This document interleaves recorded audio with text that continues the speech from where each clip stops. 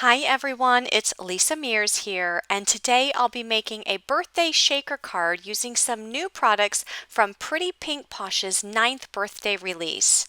As always, links to all products will be in the description box below and on my blog. For my card, I'll be using the Pretty Pink Posh Fancy Cake die set.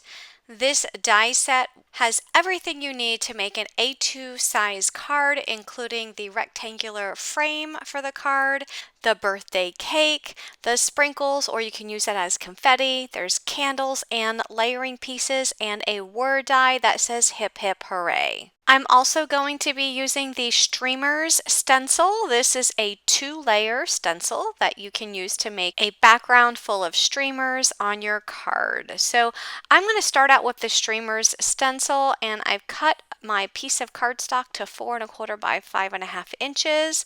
And I'm going to use 3 different color inks to create the streamers on my card. I've started with layer A and I went ahead and added that to the card. And I'm going to start with row 1. So the first row of streamers I'm inking with the Spun Sugar Distress Oxide ink. I'm going to add a different color of ink to each row of streamers. So the second row is going to be in the dried Marigold, and the third row is going to be in the squeezed lemonade. And I'm using Distress Oxide inks for this technique. I'm coming back in with the Spun Sugar for that last row, and then once I finish that stencil, I will remove it and I will line up the second stencil, making sure I line it up with the same grid line that I had the first stencil lined up with. That way that the streamers all line up correctly on that card. And now I'm coming in with the Squeeze Lemonade Distress Oxide ink, and then I'll come in with the Spun Sugar. So I'm just making sure I have a different color ink for each one of the sections of the streamers. So here I'm using the dried marigold, and then I'm going to end with the squeezed lemonade. I'm going to be using this as a background for a shaker card that I'm creating with the Fancy Cake die set. So I wanted this background to be very light. I didn't want to use too dark of colors because I wanted the main focus of my card to be the party cake that was in the die set. So that's why I went with more of a pastel color theme for that stencil. So now I'm ready to add ink to this cake.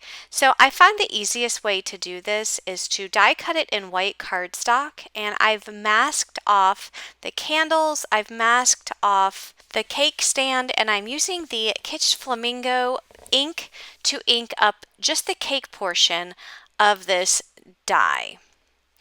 I don't need to come all the way up to the top because the very top part that I left white has a layering piece that I have die cut. If you see it there right above the cake, it's white right now, but it's going to be a different color very soon. And I'll be able to add that layering piece right on top. So now that I finished inking up the pink part of the cake, now I'm going to mask off the bottom part of the candles, and I'm adding some of the Squeezed Lemonade ink to the flames of the candles. Next, I'm going to add my tape to the top of the cake to mask off that section. I'm also going to mask off the flames because I want to ink up just the actual candles. And I'm going to come back in with the Kitsch Flamingo ink and add that pink ink to the candles. Next, I'm going to add the mask to the bottom part of the cake because now it's time to ink up the cake stand. And for the cake stand, I'm going to use Hickory Smoke ink, which is a gray ink.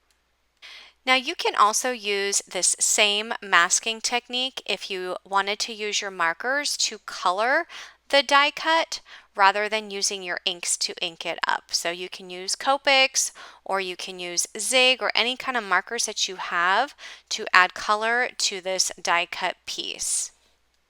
So I'm going to go ahead and remove that mask, and I did notice I had a little bit of a white area there at the top of that cake stand. So I'm just going to come back in and add some ink to cover that white area, and also add some more ink just around the edges, just so that there is a little bit of depth and the edges are a little bit darker than the center. And I'm going to do the same thing with the side of the cake. Just add a little bit more pink to the edges to give it a little bit more depth.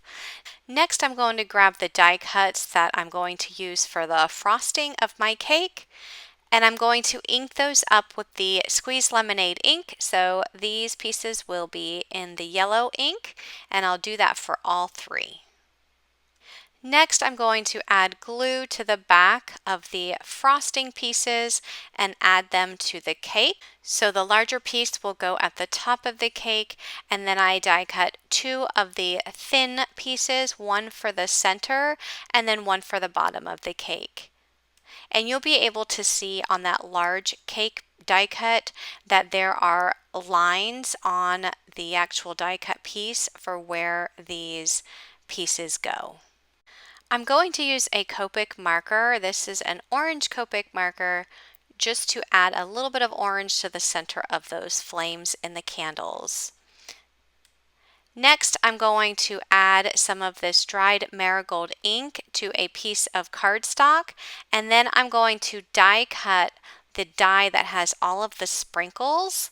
Now I'm going to use these for the cake, but if you wanted to use these pieces for confetti to make a shaker card, you can do that as well.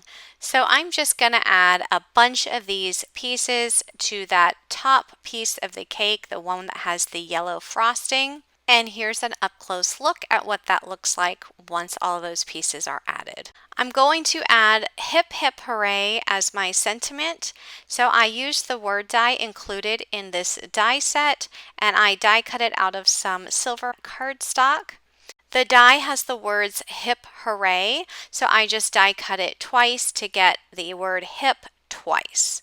So I'm going to add the word hooray on the bottom layer of the cake, and then the hip hip will be on the top layer of the cake. So now that the cake is completed, I'm going to set that aside and work on the shaker part of the card. So I die cut the frame out of the same silver cardstock that I used for the sentiment, and I'm going to add it to a piece of acetate. I'm going to use some acrylic blocks to lay on top, just so that I can make sure that it is adhered really well to the acetate. Once dry, I'll be able to take my scissors and just go along the straight edge of that die cut piece and cut off the excess acetate. Next, I'm going to turn this frame over so that I'm looking at the back side. And then I'm going to add some double-sided adhesive foam strips on top of the actual border of that frame. I don't want to cover up any part of the acetate in the middle, just the border, and I also want to make sure that my foam strips are edge to edge, so I don't want to have any gaps between the foam, because I want to make sure that the shaker pieces do not fall out of any of the gaps. Next, I'm going to take out my streamer background, and I'm going to place my clay confetti right in the middle of that background. I'm going to be using two different clay confetti mixes from Pretty Pink Posh. I'll be using the birthday cake clay confetti mix, and I'll also be using the Funfetti clay confetti mix. Next, I'm going to take the adhesive backing off of the foam, and I'll add that frame directly to the top of that stenciled background to enclose all of that clay confetti.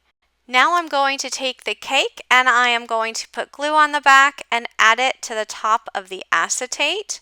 I am going to put an acrylic block over top of the cake just to make sure that it adheres really well. And once that glue is dry, I will then take that entire layer and add it to an A2 size white card base.